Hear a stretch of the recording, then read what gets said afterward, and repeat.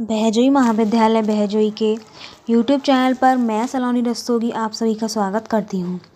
आज हम एमए द्वितीय वर्ष के वस्त्र परिधान के किसी एक टॉपिक पर चर्चा करेंगे। तो आज का हमारा टॉपिक है परिसज्जाएँ। परिसज्जाएँ होती क्या हैं, इसके कितने प्रकार हैं, कौन कौन सी हमारी परिसज्जाएँ होती हैं, इन सब के बारे में आज हम बताएंगे। तो सबसे पहले बात करते हैं कि परिसज्जा होती क्या है। परिसज्जा का अर्थ क्या है, थोड़ा ये है जान लेते हैं। तो तंतु को काटकर व बुनकर वस्त्र तैयार हो जाते हैं, पर यह बुना हुआ वस्त्र उपयोग में लाने हेतु योग्य नहीं कहा जा सकता। इस प्रकार के परिसज्जा रहित माल को ग्रेक गुड्स की संज्ञा दी गई है। बुनते समय विभिन्न प्रकार की मशीनों व यंत्रों के संपर्क में काफ़ी समय तक रहने से इन पर मशीन व तेल के दाग धब्बे व विभिन्न प्रकार की गंदगियाँ लग जाती हैं। इनकी बाहर सतह खुरदुरी व आकर्षक मालूम पड़ती है। ये बुने हुए वस्त्र आकार में एक समान ना होकर टेढ़े मेढ़े, असमान व भद्दे से महसूस होते हैं। विभिन्न प्रकार की परिसज्जा कर उसे आकर्षक बनाकर रूप संवारा जाता है। परिसज्जा के प्रभाव से वस्त्र अपने मूल रूप से सुंदर व आकर्षक ही नहीं, बल्कि ये परिसज्जाएँ वस्त्र के विभिन्न दोषों को भी छुपा लेती हैं। बाजार में वस्त्र का अधिक मूल्य प्राप्त हो जाता है। उसके बाद अगर हमें इसकी कोई परिभाषा देनी होगी तो वो कुछ इस प्रकार देंगे कि वस्त्रों को विभिन्न रसायनों का प्रयोग करके उनको परिसज्जित करके आकर्षक, मुलायम व चिकना स्वरूप प्रदान किया जाता है। इस प्रकार वस्त्रों के गुण में अभिवृद्धि करना ही परिसज्जा कहलाती है। परिसज्जा या तो मिल में की जाती है जहाँ वस्त्र तैयार होता है, या यह किसी पृथक संस्था में की जाती है जो कि उच्च विशिष्ट समूह होता है। तो ये परिसज्जा होती है जब वस्त्रों को बुनकर तैयार किया जाता है, उनको कई मशीनों में से गुजारा जाता है, तो वस्त्र काफ़ी हमारा गंदा हो जाता है, उस पर दाग धब्बे लग जाते हैं। इन सब को हटाने के लिए उस पर परिसज्जा की जाती है जिससे हमारा वस्त्र आकर्षक लगे। तो ये परिसज्जा होती है। अब देख लेते हैं कि परिसज्जा के उद्देश्य क्या क्या हैं। तो परिसज्जा का पहला उद्देश्य ये होगा कि वस्त्र के बाहर स्वरूप को आकर्षक बनाना, यानी वस्त्र कताई बुनाई करते समय तेल, चिकनाई के दाग, काले धब्बे लग जाते हैं, वस्त्र पर धूल आदि भी जम जाती है, जिससे वस्त्र हमारा मटमैला व गंदे दिखाई देते हैं। वस्त्र की इस गंदगी को हटाने के लिए उस पर ब्लीच किया जाता है। वस्त्र की सतह पर अनेक गांठें व धागे के सिरे छूट जाते हैं। इन गांठों व सिरों को वस्त्र की सतह पर से काटकर तथा ब्रुश से झाड़कर निकाल दिया जाता है। वस्त्र पर इस्त्री करके उसको चिकना भी बनाया जाता है। इस प्रकार वस्त्र के दोषों को हटाकर उसमें आकर्षक उत्पन्न करने के लिए विभिन्न परिसज्जाएं की जाती हैं। उसके बाद इसका दूसरा पॉइंट ये होगा कि वस्त्र की उपयोगिता व प्रयोजनशीलता बढ़ाना, यानी कि कताई बुनाई की प्रक्रिया से जो वस्त्र उतर कर आते हैं वे बेजान से होते हैं, ना तो उनमें कड़कपन होती है और ना ही कोई ताजगी होती है। तो ये वस्त्र उपयोग में लाने के लिए उपयुक्त नहीं होते हैं। अब हमें जिस प्रयोजन के लिए उसको प्रयोग में लाना है उसके अनुरूप गुण उत्पन्न किए जाएंगे ताकि ये अपने प्रयोजन के अनुकूल काम सफलतापूर्वक कर सके। ये होती है इसकी प्रयोजनशीलता को बढ़ाना। उसके बाद हम बात करेंगे वस्त्रों में विभिन्नता उत्पन्न करना, यानी करघे से उतरने के बाद सभी वस्त्र बाहर रूप में एक जैसे लगते हैं। व्यक्ति इस प्रकार के एक समान वस्त्र देखकर उब जाता है। वस्त्रों पर विभिन्न परिसज्जाओं को अपनाकर उसमें विभिन्नता लाई जाती है। वस्त्रों को रंग बिरंगे रंगों में रंग कर या छाप कर या उस पर नमूने बनाकर उसको आकर्षक बनाया जाता है ताकि वो उपभोक्ता के समक्ष लाया जा सके और उपभोक्ता को लुभा सके। इसलिए वस्त्रों पर विभिन्नता भी की जाती है। उसके बाद आता है अनुकरण वस्त्र बनाने के लिए, यानी वस्त्रों पर परिसज्जा देने का एक ध्येय यह भी है कि वस्त्र के मौलिक स्वरूप को बदलकर उसे किसी अन्य प्रकार के सामान बना दिया जाए। जैसे पॉपलिन को मॉइस्चराइज करके उसको रेशम के सामान बना दिया जाता है, चमकीला सा होता है रेशम, तो उसके सामान बना दिया जाता है। इसी प्रकार रुई के वस्त्रों पर रोए उठाकर उनको ऊनी वस्त्रों के समान बना दिया जाता है। तो ये होता है अनुकरण वस्त्र बनाने के लिए। उसके बाद आता है वस्त्रों को कड़ा करना व वजन बढ़ाना। यानी करघे से उतरा वस्त्र ढीला ढाला व लुजलुजा सा प्रतीत होता है। इस वस्त्र पर कड़कपन व स्थिरता लाने की आवश्यकता होती है। कुछ वस्त्रों में तो थोड़े पर कड़कपन की आवश्यकता होती है और कुछ वस्त्रों में बहुत ही अधिक कड़कपन की आवश्यकता होती है, और इसके विपरीत कुछ वस्त्रों को मुलायम बनाने की भी आवश्यकता होती है। तो ये था वस्त्र को कड़ा बनाना और वजन बढ़ाना। तो ये परिसज्जा के उद्देश्य थे।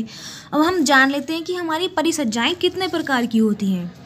तो सबसे पहला पॉइंट इसमें ये है कि आधारभूत एवं प्रयोजन के अनुरूप परिसज्जाएं, यानी कुछ आधारभूत परिसज्जाएं होती हैं जिन्हें सभी प्रकार के वस्त्रों पर प्रयुक्त किया जाता है। जैसे ये परिसज्जाएं हैं, वस्त्र को सीधा करना, उन पर इस्त्री करना, उन पर सफ़ेदी लाना, रोए व गांठें काटकर सतह को चिकना बनाना, ये सभी हमारी परिसज्जाएं हैं।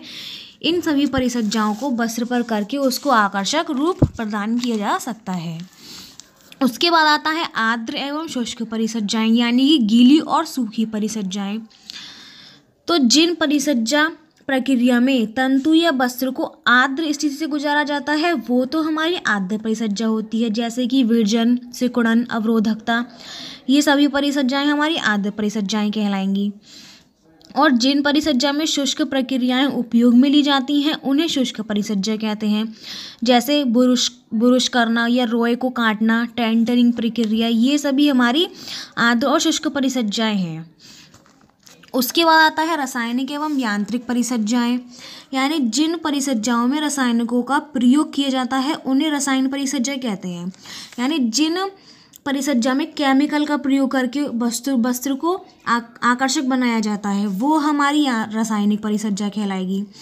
यांत्रिक परिसज्जा वो होती है जिसमें यंत्रों एवं मशीनों से की जाने वाली परिसज्जा, वो हमारी यांत्रिक परिसज्जा होगी, जिसमें हम मशीनों का प्रयोग करके या यंत्रों का प्रयोग करके वस्त्र को आकर्षक रूप प्रदान करेंगे, वो हमारी यांत्रिक परिसज्जा कहलाएगी। उसके बाद आता है सौंदर्यात्मक एवं क्रियात्मक परिसज्जाएं, यानी डिज़ाइनर, व्यवसायी, विक्रेता और अन्य व्यक्ति जो कि तैयार वस्त्र से संबंधित होते हैं वह परिसज्जा को सौंदर्यात्मक और क्रियात्मक परिसज्जा के रूप में वर्गीकृत करते हैं। यानी सौंदर्यात्मक परिसज्जा वस्त्र के रूप और छूने के गुण को प्रभावित करती है, और क्रियात्मक परिसज्जा जो है वो वस्त्र को विशिष्ट उद्देश्य हेतु उपयोग में बनाई जाती है, वो हमारी सौंदर्य और क्रियात्मक परिसज्जा कहलाती है। उसके बाद हम ये देख लेते हैं कि परिसज्जाएं कौन कौन सी होती हैं हमारी। तो सबसे पहले जो परिसज्जा है वो है विरजन, यानी कि ब्लीचिंग। यदि वस्त्र को सफ़ेद बनाना है या सतह पर नमूने बनाना है तो सभी प्राकृतिक रंगों को विरजन द्वारा हटाया जा सकता है। यह तब भी आवश्यक होता है जब पूर्व की निर्माण प्रक्रिया में रंग खराब हो जाता है या धब्बे पड़ जाते हैं। जब वस्त्र को परिसज्जा हेतु विरजित किया जाता है तो वस्त्र को विरजित परिसज्जा कहा जाएगा। इसी के द्वारा जो ब्लीचिंग है वो कैसे कैसे किस किस वस्त्रों पर की जाती है वो देख लेते हैं। कपास के वस्त्रों में 85% वस्त्रों के निरंतर पैरासाइड विधि द्वारा विरजित किया जाता है। कपास का जो वस्त्र है वो पैरासाइड विधि के द्वारा विरजित किया जाता है, और लिनन का जो वस्त्र है उसको हम कैसे विरजित करेंगे वो देख लेते हैं। सूर्य प्रकाश महीन लिनन हेतु विरजंग का कार्य करते हैं। धुलाई के बाद घास पर फैलाकर सुखाने से सूर्य प्रकाश द्वारा वस्त्रों पर विरजन की क्रिया होती है। यद्यपि लिनन को जितना सूर्य प्रकाश में रखा जाता है वह उतना ही सफ़ेद होता जाता है, किंतु कमज़ोर भी हो जाएगा। जब वो धूप में रहेगा तो कमज़ोर भी हो जाएगा। इसी के द्वारा ऊन पर भी ब्लीचिंग की प्रक्रिया की जाती है। ऊन को स्टोविंग प्रक्रिया द्वारा विरजित किया जाता है। यह वह प्रक्रिया है जिसके निष्कर्ष किए वस्त्रों को जलते हुए गंधक के धुएं में रखा जाता है। इसके बाद गर्म हाइड्रोजन पेरोक्साइड के बॉथ में कई घंटों तक डुबोकर रखा जाता है और फिर अच्छी तरह खंगाला जाता है, जिससे हमारी जो ऊन है वो सफ़ेद हो जाती है। इसी तरह रेशम भी हाइड्रोजन पेरोक्साइड द्वारा अच्छी तरह विरजित किया जाता है। रेशम और ऊन दोनों ही पुराने होने पर पीले पड़ जाते हैं। इसको हाइड्रोजन पेरोक्साइड की क्रिया से इस पर सफ़ेदी लाई जा सकती है। रेयन और एसीटेट को भी आसानी से पेरोक्साइड या क्लोरीन के द्वारा विरजित किया जा सकता है। उसके बाद हमारा पॉलिस्टर और एक्रिलिक को भी क्लोरीन के द्वारा हम ब्लीचिंग उस पर कर सकते हैं। ऑक्सीजन विरजंगों का उपयोग वस्त्रों से धब्बों को हटाने के लिए किया जाता है, क्योंकि यह वस्त्र के मौलिक रंग को नष्ट किए बिना उन धब्बों को हटा देती है। ऐसे वस्त्र जिनमें रेजिन परिसज्जा होती है उन्हें क्लोरीन से विरजित नहीं करना चाहिए, क्योंकि वो पीले पड़ जाते हैं। ये हमारी विरजंग प्रक्रिया हो गई, यानी कि ब्लीचिंग परिसज्जा। अब हम बात करते हैं मॉइस्चराइजिंग परिसज्जा की, कि मॉइस्चराइजिंग परिसज्जा क्या होती है। मॉइस्चराइजिंग सूती वस्त्रों के लिए एक महत्वपूर्ण परिसज्जा है। यह लिनन की परिसज्जा हेतु भी उपयोग में लाया जाता है।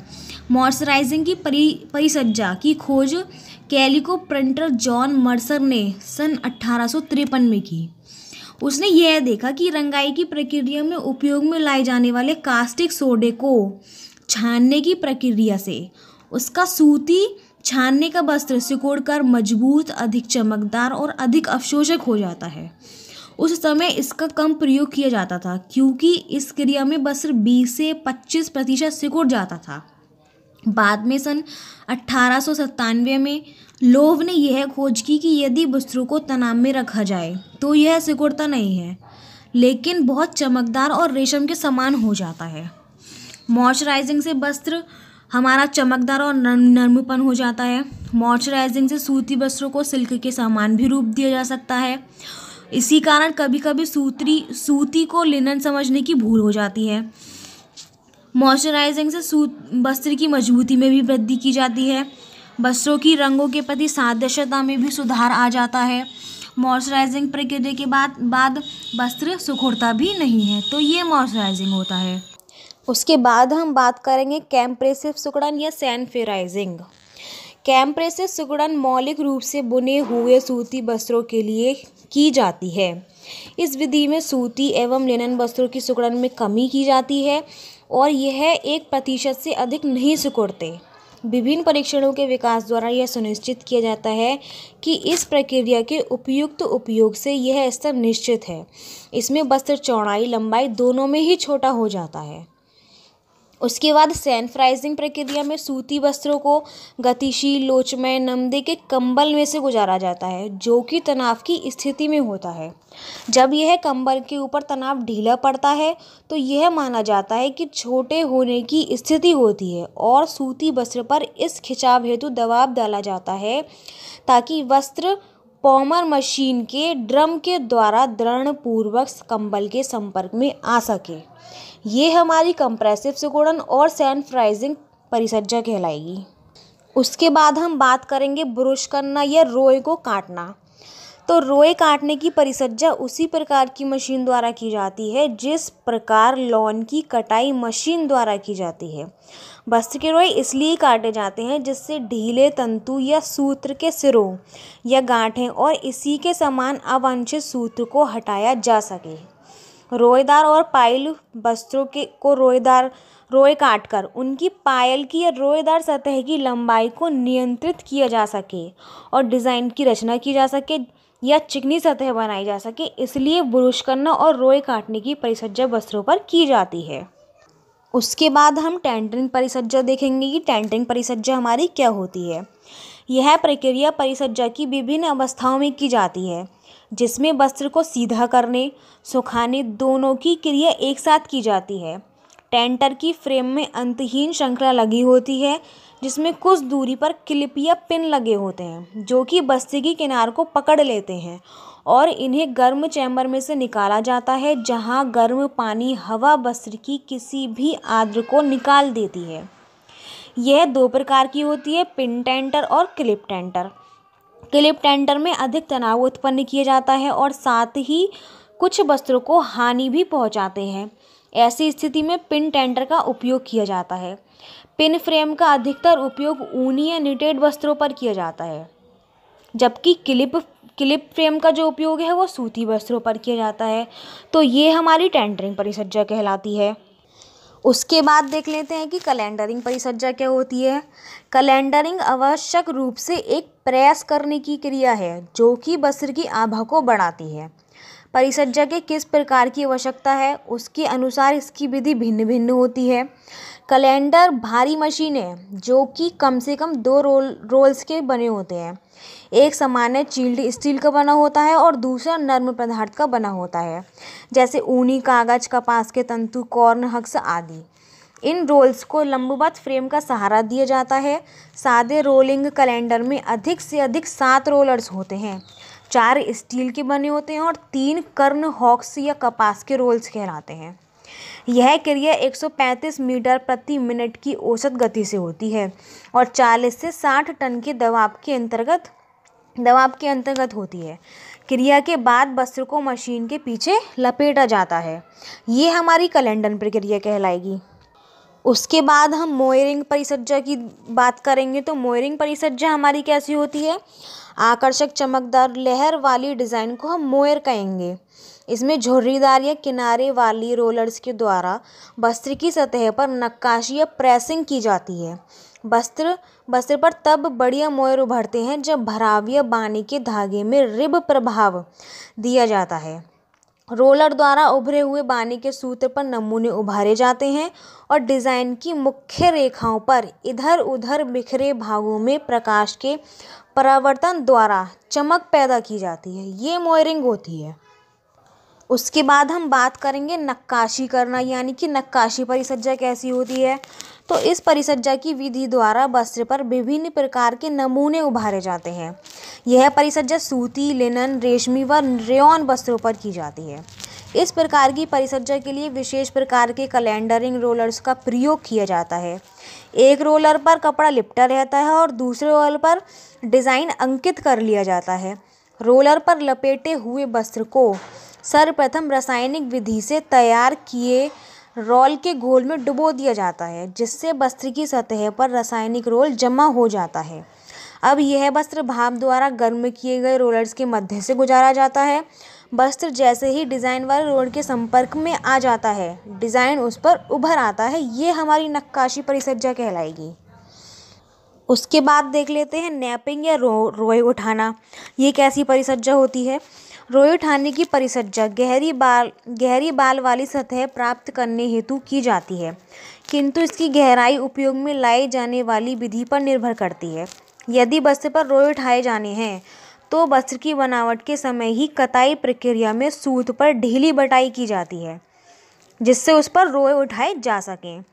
ये हमारी रोएदार परिसज्जा कहलाएगी। उसके बाद सिलवट प्रतिरोधक परिसज्जा देख लेते हैं। ये परिसज्जा कैसी होती है? इस परिसज्जा को कभी कभी क्रिच अवरोधक परिसज्जा भी कहा जाता है। वास्तव में क्रिच अवरोधक गलन नाम है, क्योंकि इस परिसज्जा का उद्देश्य वस्त्र में अनिश्चित और बिना प्रयोजन के पड़ने वाली परतों व मोड़ या झुर्रियों से होने वाली हानियों से बचाना है। इसका उद्देश्य है कि वस्त्र चपटा और चिकना रहे। ये हमारी सिलवट प्रतिरोधक परिसज्जा होती है। इसी के साथ आज का टॉपिक परिसज्जा समाप्त होता है। धन्यवाद।